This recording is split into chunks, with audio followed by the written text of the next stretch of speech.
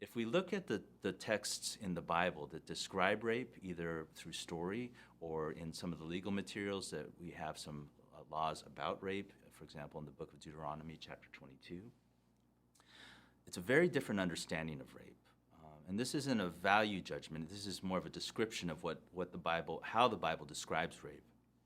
So, for example, in the book of Deuteronomy, it produces a scenario of what happens when someone is raped. And here are the categories that Deuteronomy lays out. First, if someone is committed to be married to someone else, a woman is committed to be married to someone else, and this person is raped, there's a penalty.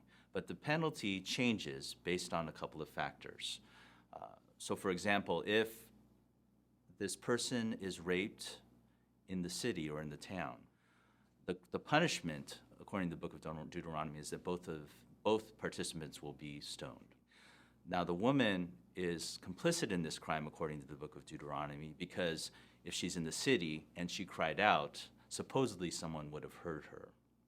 Now, the other category that the book of Deuteronomy lays out with regard to where the violation happened is if it happens in an open field.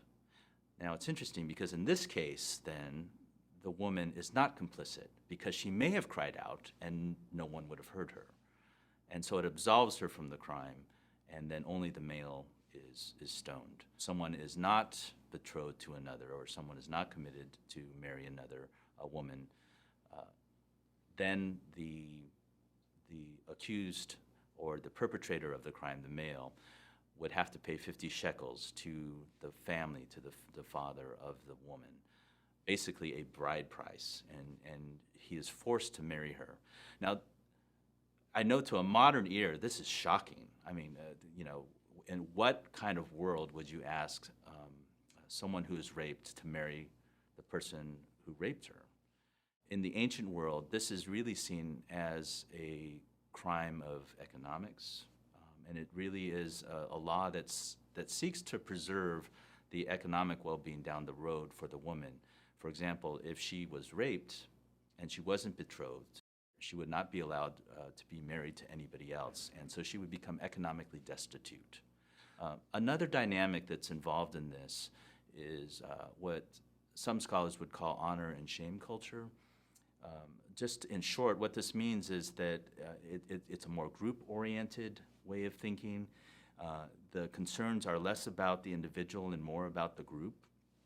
So, for example, in Genesis 34, Shechem rapes the daughter of Jacob, Dinah, and what happens is that he is asked to marry. He asks to marry her. Well, of course, what happens is the sons of Israel come in and they slaughter the entire town. What we see from this is that, at least from the sons of Israel's perspective, this is seen as a crime against a larger group. And so they create an act of retribution against Shechem and the individuals of Shechem. Again, it's a very different understanding. It's not seen as the violation of an individual woman's body. It's seen as a violation of a group. And it's one of the reasons why I think it's very difficult for us to talk about an ethics of sexuality when we're talking about, specifically about the crime of rape, because the Bible has a very, very different understanding of both sexuality, of what an individual's role is in this, and the moral decisions that one can make. So it's a very, very different world, but that's at least how the Bible depicts rape.